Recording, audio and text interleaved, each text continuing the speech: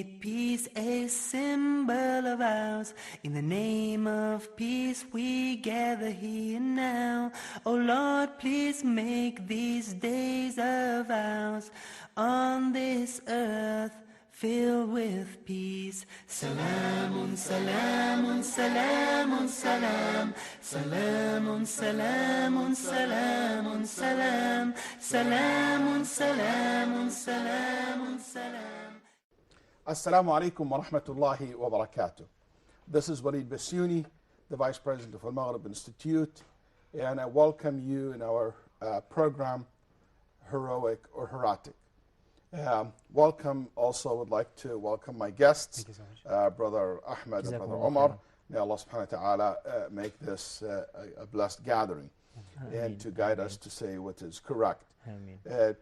Today we will like to cover a very interesting topic. We're still talking about some of the issues that raised by the extreme jihadi groups in modern days, and there's a lot of misconceptions about it. You remember we talked about the concept of Al-Khilafah before, and how Al-Khilafah, the way the Sharia see it and want it to be, it's a different, completely different from how these groups claim, or even how they imagine it's going to be.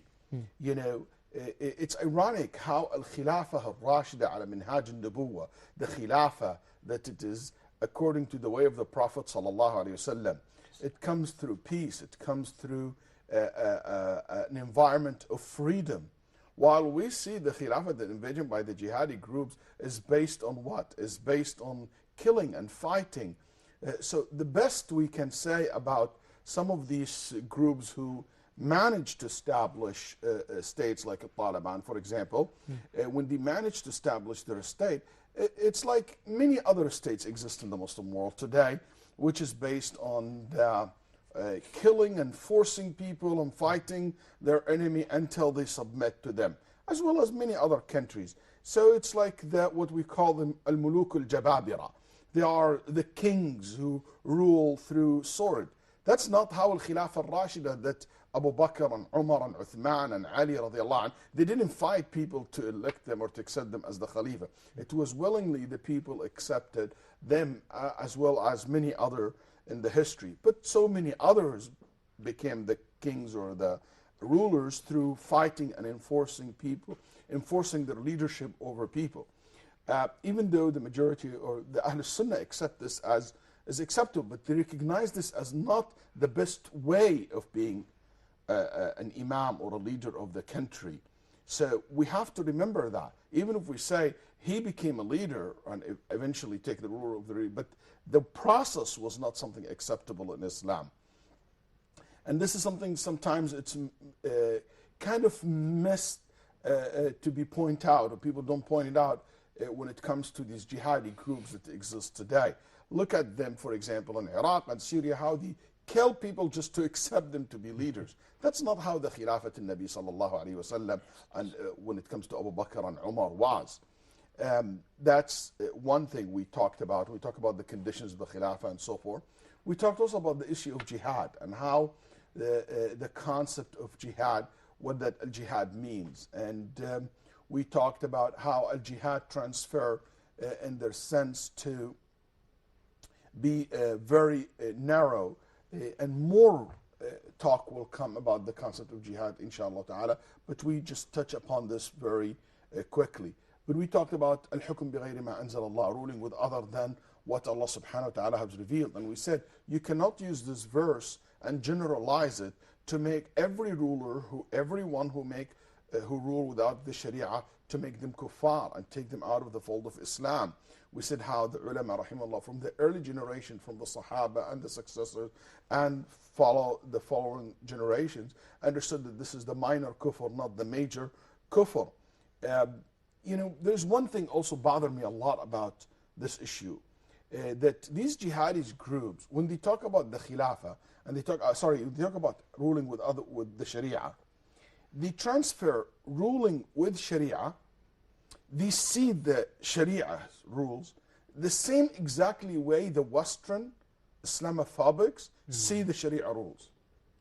And if you ask any Islamophobic person who is scared of the word Sharia or anti-Sharia, or they want Sharia never to be implemented, when they think of Sharia, what they think? They think of Sharia as cutting heads, chopping heads, and lashing people on the street, stoning and killing, and this is what the Sharia for them means. Absolutely. Unfortunately, the jihadi groups today and what we see in ISIS, that's exactly the message that they send. That's exactly the message that they send. When they think applying the Sharia for them is what? Pushing people from buildings, killing someone, chopping people's heads and hands, and they said we apply the Sharia. Okay, the Sharia, it's about providing an environment filled with freedom, an environment that provides security, an environment will provide prosperity, an environment people feel equal, people feel just and fair, provide social justice, people that they can have dreams and they can grow and live in a very peaceful environment. The Sharia is not about killing and hitting and all these things. Yes, part of that, not everything they practice, but part of the law of the Sharia is the punishment. But that's a very small percentage. That's not the default. There is one president once said, without going into details, he said, I'm going to apply, he said, he was threatening the West. He said, I decide if you guys going against me, I'm going to apply the Sharia and start cutting hands and chopping people's head. That's what he said. I'll start applying Sharia and I'll start cutting people's hand and chopping people's head. I think they are responsible for giving this very brutal image of Islam to the world. Even to some Muslims, young Muslims, when they see this, wow, this is Sharia? And I think that's absolutely not correct. Yes? Yes, I just remembered something related to like when you leave, we have to live peacefully together, not like what they are doing, and they're doing all of these horrific actions. Something in history. When in Andalusia, when there were the Inquisitions, the Jews fled with the Muslims also. So they were looking for a place to go and hide or to live in. So as a surprise for most people, they went to the Ottoman Empire at that time. Yes. Not to European country, not an European empire. They were executed in Europe. Yes. Because the Sharia provides safety. The Sharia rules provide sanction, provide respect to other religion. But this message, it doesn't come. When we talk about al-hukm bighayri ma anzal Allah, or al-hukm bima anzal Allah, let's say this way, it is always about the cutting and the killing. And that's not fair. You have something? Yes.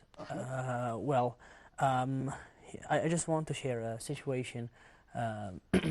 When the Muslim army they went to spread the religion of Allah, to spread Islam in Persia, there was a dialogue that went between one of the companions of the Prophet, peace be upon him, and I suppose it was Kisra himself.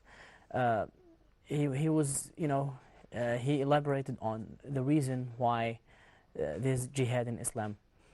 He said that Allah sent us to get people out of worshipping the people. He was talking to Rustum, the leader of yes, exactly. Rabi' ibn Amr. Yeah, exactly. Yes. From worshipping the people to worship the Lord of the God of people. Yes. And from the narrowness of this dunya, this worldly life, to the vastness of dunya and the hereafter and akhirah. So actually, he said something very interesting. He said, we came to liberate the Iraqis. He said, we came to bring freedom to people, to free people from being slave to humans, to be only slave to Allah. من عبادة العباد إلى عبادة رب العباد. He didn't say, for example, he came to bring freedom to the Iraqis.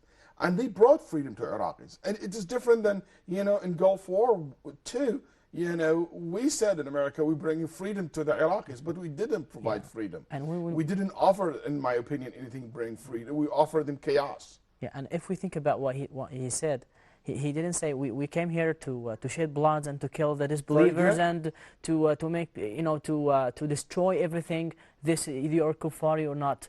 You're not believers. So even Herakl, even Najashi, when he asked what's the Sharia of Muhammad, what did they tell him? They tell them about all the beautiful things that the Prophet ﷺ taught them. Yes. Take care of the neighbors, look after the weak, support the This is the real face of Islam. Absolutely, spreading social justice in the society and so forth. One thing also I want to say about al-hukm bima anzal Allah, a lot of people think that every rules in Islam, it has to be driven directly from text. Most of the rules that govern the states are rules made by people under the guidelines of Sharia.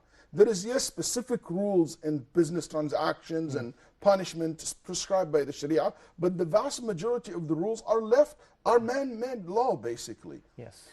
Now I would like to talk about the issue of the relationship between the Muslim and non-Muslims. That's one of the big issues that they said, the issue of wala. They said any type of wala, it means love and support. They said any type of wala that you show to non-Muslim, that's an act of kufr. Take you outside of Islam. The picture that they paint to the relationship between Muslim and non-Muslim, it's a picture it's only based on hate and based on anger, and I'm like just looking for any opportunity to harm them, and vice versa. They picture them as just sitting there thinking about every way to harm you or to bring harm to your way. And this, there is no friendship, there is no trust, there is no alliance, there is no coherence, or we live peacefully together. This is very different than the way the Muslim and non-Muslim lived. Look at the Prophet ﷺ. He goes to visit a Jewish young boy before he died, and he even gave him dawah. And the Jewish boy said, should I say Ashhadu an la ilaha illallah Rasulullah? Then the father said, Ati' Abul Qasim. He's not Muslim. He said, obey Abul Qasim. He knows the Prophet ﷺ.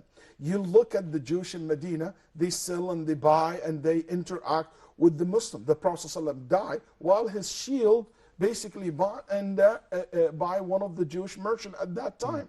And Nabi ﷺ heard about the kuffar of Quraysh in Mecca. A hunger strike them. They have shortage of food. So the Prophet ﷺ sent them mira. He sent them food, barley. Even they are fighting the Prophet ﷺ, but still they are humans. And the Prophet ﷺ offered water from a mushrika, a pagan female woman, offered him a drink while he's traveling in his hijrah, and in one of his battles when he's traveling, and he drank from it. He goes to Khaybar, a woman offered him a lunch or a dinner, and she even poisoned the food. And the Nabi ﷺ didn't kill her, he accepted the invitation initially. Exactly. And Nabi ﷺ, a man came to him and invited him, and he's a Magan. He worshipped the sun or the fire. He said, come to eat in my house. The Prophet said, I will come with my wife. Look at the different relationship. Ibn Mas'ud traveling with a Christian man, and he said, you are my body. So the one of us said, your body, your friend, your companion? He said, yes, he's traveling with us, he's our companion. Huwa sahibuna fi safar. And many different examples like this, and more, inshallah, I would like to share after this quick break. So stay tuned to hear an amazing stories about how Muslim and non-Muslim interacted together. So see you soon. Peaceful, peaceful, peaceful, peace. Peaceful, peaceful, peaceful, peace. If you're looking for a book to read, that's gonna give you what you need. ورتل القرآن ترتيلا ورتل القرآن ترتيلا. Read and recite Quran as you should read it and recite it. Join me, my dear viewers, for this beautiful program of Quran for kids. In this program, we will get the chance to read some sections of the Quran and get a little bit of tafsir and interpretation of that section, and we will get the chance to ask questions and learn lessons. All of that in Quran for kids. Please join me. When you put it in your heart, I think you're gonna say, I love Quran. first you gotta read it, then you understand it, then you wanna say, I love Quran. when you understand it. Peaceful, peaceful, peaceful, peace. Peaceful, peaceful, peaceful, peace. Welcome back to our episode about heroic or heretic. And in these episodes, as you know, we've been discussing so many of the issues that raised by the extreme jihadi groups today and trying to explore what is the right position and the right understanding of these issues. And one of the big issues I think here we have at hand is the issue of Al-Walaa with the non-Muslim. What type of relationship between Muslim and non-Muslims exists? And he said they give this image that we hate each other's, we have to feel of enemy of each other's, that we're looking forward to harm each other's, and make the society in a state of war, kind of, and fight, and just filled with hate and filled with anger. And that's not how I see the way it was during the Prophet ﷺ when he dealt with non-Muslims. Look at the seerah of the Prophet. We explain we share some examples. Even the Sahaba radiallahu anhum, look at them. They narrated many narrations from Ahlul Kitab. Many of the Sahaba narrated many narrations. They heard it from Christians and Jewish scholars. So that means that they read their book, they listened to them, they share some of the things that they heard from them. Even through history, they used to interact in a nice and a positive way with the Muslim. And Imam Ahmad rahimahullah, before he died, his doctor was a Christian doctor. And he said to him, my priest, one of his wishes in life is to meet you. Would you give him permission to see you before you die? He wanted to see you before he lose this chance. And Imam Ahmad allowed him. And he said, yeah, Imam, you're not a blessing only for the Muslim, you're a blessing for all of us. So this will not come from nothing. That will not come from a society that they feel that they are in a state of war against each other. That's right. Al-Imam Abu Abdurrahman, Yusuf ibn Abdurrahman al-Muzzi, the great scholars, there is one of his students, his name Abdus Sayyid, he was a Jew. And he used to attend his class and listen to his teaching in the hadith. In Al-Azhar, in Egypt, Riwaq Assal and Awlad Assal, they call them Awlad Assal. They're Christians, Coptics, and they're not Muslim. They used to have a Riwaq in Al-Azhar, a place in Al-Azhar where they used to teach philosophy, ilmu al-mantiq. Mikhail Abdus Sayyid, another person who graduated from Al-Azhar, who published a very famous newspaper called Al-Watan at that time. This peaceful type of life, coherence, where being basically trust one another, being neighbor to one another, it comes when there is a feel of trust, not the picture that these jihadi groups trying to put or make the Muslims, the image of the Muslim or Islamic society should be. No. When Sir Thomas wrote about Salah ad-Din, he was a European scholar, wrote about Salah ad-Din, and he said that he was very nice toward the Christians. He would reduce the taxes on Christians and Jews, and he allowed them to work in the government. There were so many positions in the government held by them.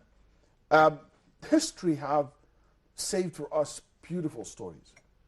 For instance, Faris al-Khoury, when he stood up in 1920, where he stood up to address the Syrian, in the Umayyad mosques, in the Jami' al-Amawi, the Umayyad mosque, and he said that during the time of what? Colonization, when we've been colonized by the French. He said, if France think that they are staying in Syria because they want to protect the Christian, I'm the representative of the Christians in Syria. And I'm telling them, I'm telling to the whole world, I asked the Muslim to protect me from France. Very beautiful, man. Do you think this will happen if the Muslim community act like the way these extremist groups want us to act? Not far away, in Al-Azhar's masjid, Sergos stood up also in Al-Azhar in 1919, 1 year before that, and he addressed the Egyptian inside Al-Azhar, and he said the British claim that they are here to protect the Coptics or the Christians. I'm saying let all the Coptics die and let the Egyptian live free. If that's what it takes for all of us to die and to keep the Egyptian free, the Muslim Egyptian free, we're willing to sacrifice to keep our country free. They would never say that if the Muslims acted with them in the way that these guys wanted to be. The relationship is based on hate, based on just thinking that they always think of the worst of us and we prepare the worst for them. That's not how the Prophet ﷺ lived with the Jews in Medina. That's not how the Muslim lived with their neighbors, with their Christian and Jews and other groups and other nations in that time. And I'm saying this because this picture have to be clear in the mind of every Muslim. If you go to Europe today, especially in Eastern Europe, something so beautiful you will never see it in Western Europe, which is, historically, you will see old buildings where you see old mosque and old church and old synagogue next to each other.